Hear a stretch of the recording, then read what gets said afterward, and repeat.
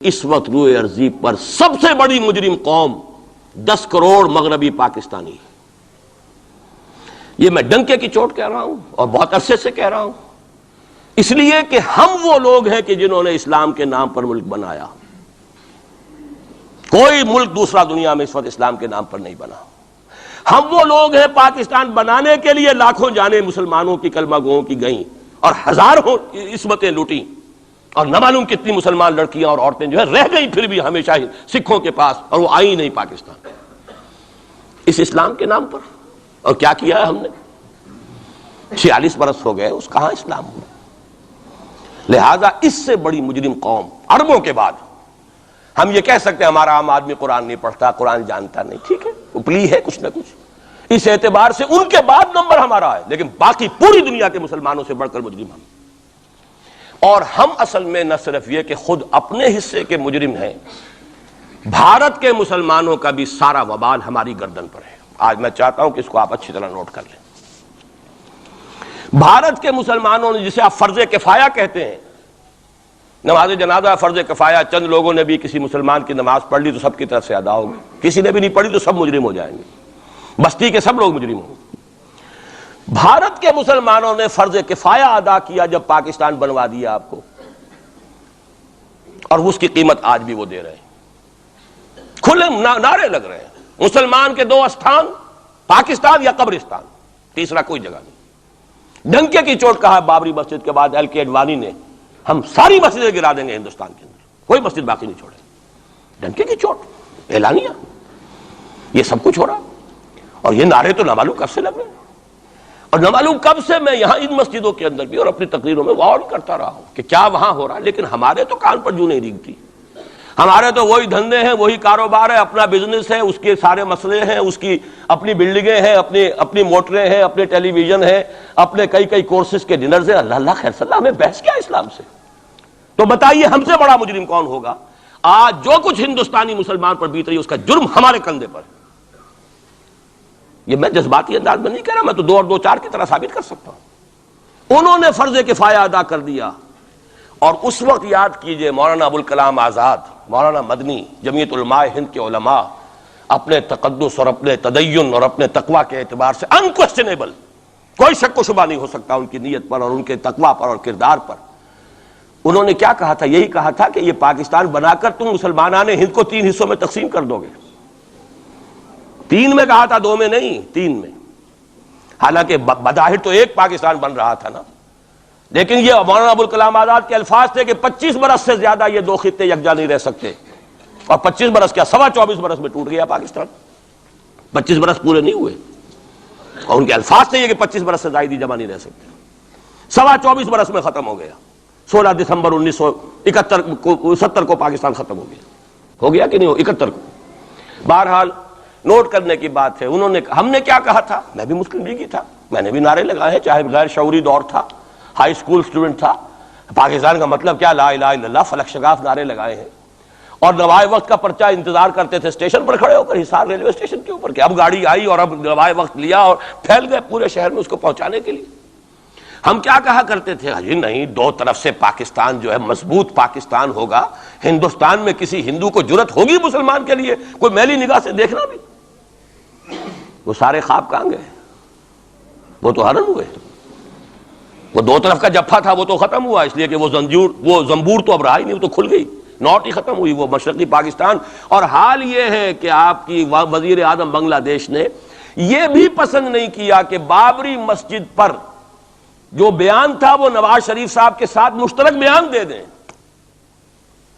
یہ اشتراک بھی دنیا کے سامنے نہ آ جائے کہ مشرقی پاکستان سابقہ اور اس وقت بنگلہ دیش کی وزیر اعظم، اور مغربی پاکستان جو اب وٹ ریمینز آف پاکستان کے تحت صرف پاکستان ہے، اس کے وزرائے اعظم نے مشترکہ بیان دے دیا. یہ بھی نہیں آنا چاہیے. یہ حال ہے ہمارا. حالانکہ بات اپنی جگہ پر کوئی ایسی نہیں تھی، کوئی سیاسی نہیں، ایک مذہبی معاملے کے اوپر اظہار رائے کرنا تھا. انہوں نے کہا نہیں، آپ کے ساتھ مشترک بیان میں نہیں دوں گی. نہیں دیا اس نے. تو وہ جو تھا 2 طرف سے جفا، وہ تو سن 71 میں کھل گیا. جو ہمارا حال ہے وہ تو ہونا ہی تھا. یہ ملک بنا اسلام کے نام پر، اس کا استحکام ہو سکتا تھا تو صرف اسلام کی بنیاد پر ہو سکتا تھا. اسلام سے غداری کی لہذا یہاں تو اب قومیتیں ہیں، یہاں تو اب ایتھنک اور ریجنل اور نہ معلوم کس کس قسم کی اور لنگوسٹک جو ہے نیشنلٹیز ہیں، نیشنلزمز ہیں، وہ جو ایک امت ایک وقت میں بن گئی تھی، ایک قوم مسلم قوم ہندو کے مقابلے کے لیے، وہ تو ختم ہوئی۔ اور حال کیا ہو گیا ہے، اس سے پہلے بھی کبھی کبھی ہندو مسلم فسادات ہوتے تھے، کیا سندھ سے مسلمان نہیں پہنچ جاتا تھا وہاں ریلیف کے لیے؟ کیا پنجاب سے اور سرحد سے مسلمان نہیں جاتے تھے؟ بہار نہیں گئے تھے؟ کیا کانپور کی مسجد شہید ہوئی تھی 1915 میں تو پوری ہندوستان سے مسلمان نہیں پہنچ گئے؟ آپ کیا کر رہے ہیں؟ مندر گرا دیے، یہاں بڑی بہادری کا کام کیا، مندر گرا دیے، شرم سے ڈوب مرنے کا مقام ہے۔ یہاں بھی گویا کہ ہم اپنے عمل سے اسلام کی مخالفت کر رہے ہیں۔ اسلام تو اجازت نہیں دیتا، آپ کسی اور کے جرم کی سزا کسی اور شخص کو نہیں دے سکتے۔ ہمارے پاس تو یہ سیکریٹ ٹرسٹ ہیں، یہ لوگ ذمہ وہ اپنے آپ کو منواتے نہیں، لیکن ہمارے تصور سے، اسلام کے تصور سے ذمہ ہیں۔ ان کی جان، مال، عزت، آبرو، ان کی عبادت گاہوں کی حفاظت کا ذمہ ہے ہمارا۔ ایک بڑی بہادری کی ہے، ذرا سوچئے تو صحیح کیا دنیا نے سوچا ہوگا، اور نتیجہ کیا نکلا؟ اگر کسی درجے میں بھی بابری مسجد کی شہادت پر کوئی دنیا میں کوئی رائے عامہ ہو سکتی تھی، ایک کردار ہے تمہارا، ایک ہی تمہارا اخلاق ہے، ایک ہی تمہارا معیار ہے، کوئی فرق ہی نہیں۔ بلکہ وہاں تو کم سے کم یہ تو رہا ہے، دنیا کی آنکھوں میں دھول ڈالنے کے لیے کم سے کم یہ کہ فورن منسٹری جو ہے اس نے ریزائن کیا، ہم نے مان لیا جی ہم نہیں کر سکے، ہم مجبور ہیں، حالانکہ سب ان کی اجازت سے ہوا ہے، بلکہ ان کی ملی بھگت سے ہوا ہے۔ لیکن یہ کہ کلیان سنگھ نے فوراً استعفیٰ دے دیا، منسٹری ختم ہو۔ پھر وہ بھارت کی مرکزی حکومت نے اور بھی پارٹیز کو بھی بین کر دیا، اور اس کے بعد یہ ہے کہ انہوں نے حکومتیں بھی 3 اور صوبوں کی توڑ دی۔ وہ تو سرخرو ہو گئے پوری دنیا کی جو رائے عامہ ہے، ہم اس کے سوا کیا کر سکتے ہیں؟ ہمارا ایک دستور ہے، دستور میں جو بھی صوبائی حکومت ہوتی ہے اس کی اجازت کے بغیر ہم فوج بھیج نہیں سکتے۔ وہاں پہ صوبائی حکومت تھی، اس نے ہمیں یقین دہانی کرائی تھی، سپریم کورٹ کو بھی یقین دہانی کرا دی تھی کہ مسجد کو کچھ نہیں ہوگا، تو ہم تو اس کے اوپر ڈیپینڈ کر رہے تھے۔ ہے سب جھوٹ، سب کو پتا تھا جو کچھ ہوگا، اندر خانے ملی بھگت تھی، لیکن یہ ہے کہ کم سے کم انہوں نے فیس سیونگ کے لیے ان کے پاس مواد موجود ہے، آپ کے پاس تو وہ بھی نہیں۔ اس وقت میں آپ کو بتانا چاہتا ہوں، ہندوستان کے مسلمان پر تو جو قیامت بیت رہی ہے بیت رہی ہے۔ میں نے اپنا ایک تاثر کچھ عرصے پہلے یہاں پہ بیان کیا تھا، رہا ہے میرا تاثر، اور وہ ہے اصل میں وہ لاسٹ سپر جو ہے انجیل میں جس کا تذکرہ ہے حضرت مسیح علیہ السلام نے جو آخری کھانا رفع سماوی سے قبل کھایا ہے اس باغ میں جہاں روپوش تھے اپنے حواریین کے ساتھ۔ تو اس میں یہ الفاظ آئے ہیں، میں نہیں جانتا صحیح ہیں غلط ہیں، وہ ایک علیحدہ بات ہے، کہ آپ نے وہ روٹی توڑی اور کہا کھاؤ، eat and this is my flesh, یہ میرا گوشت ہے، کھاؤ۔ اور اس کو کہتے ہیں وائن، کوئی مشروب ہوگا جو بھی ہوگا، ڈالا کہ پیو، drink and this is my blood. میرا احساس ہمیشہ یہ رہا ہے، اس کے بعد کچھ ماند پڑ گیا، جب یہاں مسلمان نے یہاں مارا ہے اور کچلا ہے اور زندہ آگ میں جلایا، پھر بات ختم ہو گئی، میرے دل کے اوپر سے وہ احساس ختم ہو گئے۔ وہاں ہندو کے ہاتھوں جب مسلمان کے ساتھ یہ کچھ ہوتا تھا تو پھر جب میں کھانا کھاتا تھا محسوس کرتا تھا کہ میں ہندوستانی مسلمان کا گوشت کھا رہا ہوں اور ہندوستانی مسلمان کا خون پی رہا ہوں۔ یہ ہمیں عیش جو یہاں حاصل ہیں، جو آرام حاصل ہے، جو ہمیں یہاں پر سہولتیں حاصل ہیں، جو معاشی اس کی کاسٹ پر ہے، اس نے آپ کو یہ ملک لے کر دیا اور آج تک اس کی قیمت ادا کر رہا ہے، اور ہم جو ہے عیش کر رہے ہیں، گل چھرے اڑا رہے ہیں۔ یہاں جس کے پاس 2 پیسے ہو گئے برقع اتار کے اس نے پھینک دیا، یہ معلوم ہوتا ہے کہ یہ تو مفلسی کو چھپانے کا ذریعہ تھا۔ 4 پیسے ہوں، اچھے کپڑے پہنے ہوئے ہوں، میک اپ صحیح کیا ہوا ہو، تو پھر برقعے کی کیا ضرورت ہے؟ اور میں نے شاید سنا ہے آپ کو، مجھ سے تو چند لڑکیوں نے یہ الفاظ کہے باقاعدہ۔ میں جب پریکٹس کرتا تھا لاہور میں کرشن نگر میں، تو ایک گھرانے کی، اور مجھے معلوم ہوا کہ ان کے والد انتہائی نیک تہجد گزار، کئی لڑکیاں تھیں بہنیں، ایک ہی تقریباً عمر 200 سے 1.5 سال کی، کبھی وہ آتی تھی کلینک میں میرے تو برقعے سمیت، کبھی آ رہے ہیں تو بغیر برقعے کے۔ تو میں نے پوچھا یہ کیا تماشا ہے آپ لوگوں کا، کبھی بغیر برقعے کے کبھی برقعے سمیت؟ صاف جواب دیا، میں ان کے الفاظ کوٹ اینڈ کوٹ میں ان کے الفاظ کوٹ کر رہا ہوں، ڈاکٹر صاحب جب ہمیں کوئی میک اپ کرنے کا، کپڑے بدلنے کا موقع نہیں ملتا تو ہم برقع پہن لیتے ہیں، اور جب ہمیں موقع ملتا پھر ہم برقع کائے کو پہن۔ تو گویا کہ اس کو چھپانے کا ذریعہ برقع ہے کہ کپڑے میلے ہیں، میک اپ نہیں کیا تو لہذا برقع پہن لیا جائے۔ یہ ہے حال پاکستان میں اسلام کا جو ہم نے بنایا ہے۔ تو میں جو کچھ دیکھ رہا ہوں وہ یہ ہے کہ ہندوستان میں تو قیامت، اب وہاں جو آفیشیل فگرز ہیں 1000 1200 کتنے ہیں، لیکن کم سے کم 10,000 آدمی، اور اب یہ چین ہے فسادات کی۔ کل کے اخبار میں احمد آباد کی تھی، کبھی کہیں ہے کبھی کہیں ہے، اور واقعہ یہ ہے کہ تبصرے یہ ہو رہے ہیں کہ ہندو فنڈامنٹلزم از آن دی رائز۔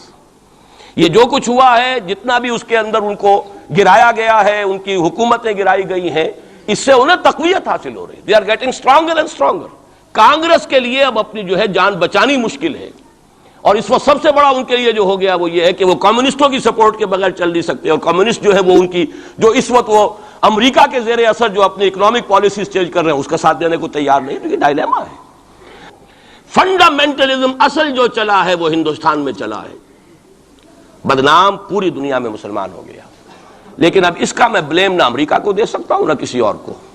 یہ تو اے باد سبا ہم آوردہ توستی، ہمارا اپنا کیا دھرا ہے. یہ 1925 یہ جو دوسری جماعتیں ہیں، وی ایچ پی ہے، وشوا ہندو پریشد، یہ اس کی ایک ذیلی تنظیم ہے، جیسے جماعت اسلامی کی ذیلی تنظیمیں ہیں اسی طرح کی ذیلی تنظیم ہے.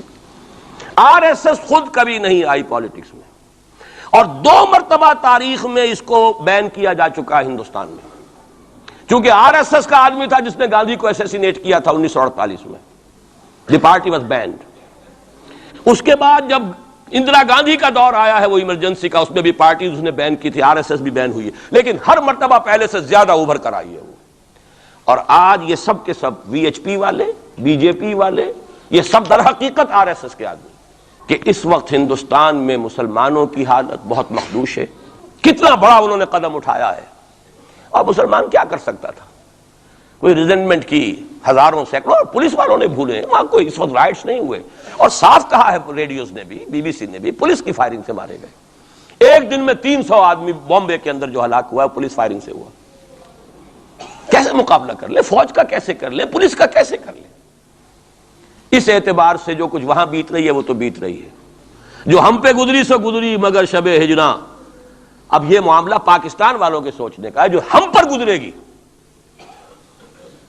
کچھ لوگ ہمارے ہاں بڑے دانشور بنے پھرتے ہیں اور بڑے شوق سے ارے ہندوستان ٹوٹ جائے گا. وہ تو ٹوٹے گا، لیکن اس کے ٹوٹنے سے پہلے تم پر جو آفت ٹوٹے گی اس کا تمہیں تصور نہیں. تم سمجھتے ہو کہ یہ جو لکیر کھینچی ہوئی سرحد کی یہ بچا لے گی، جبکہ اصل مجرم تم ہو، میں ہوں، آپ ہیں، جنہوں نے ان کی کوسٹ پر یہاں عیش کے اپنے ایوان سجائے ہیں، ان کا خون پی رہے ہیں یہاں پر عیش گاہوں کے اندر. ہم ہیں اصل مجرم. تو ہم در حقیقت وہ عذاب الہی جو ہے بالکل سر پر آ چکا. اور یہ میں بتا چکا ہوں کہ اول نمبر مجرم مسلمانان عرب، نمبر 2 مسلمانان پاکستان. لیکن قوم یونس کی طرح سے ایک امکان ہے کہ ہم ابھی توبہ کریں، روئیں، گڑ گڑائیں، فیصلے کریں، زندگیوں کو بدلیں. انفرادی توبہ جب تک نہ ہوگی تو اجتماعی کیسے ہو جائے گی؟ افراد کے ہاتھوں میں ہے اقوام کی تقدیر، ہر فرد ہے ملت کے مقدر کا ستارہ. ہماری بیماری کیا وہ کر دے، میں بیٹھا رہا ہوں، میں تو اپنے دھندے، اپنی دکان، اپنا کاروبار، اپنی فرم، اپنا پروفیشن، میں تو اس سے نہیں لوں گا، اور لوگ کر دیں.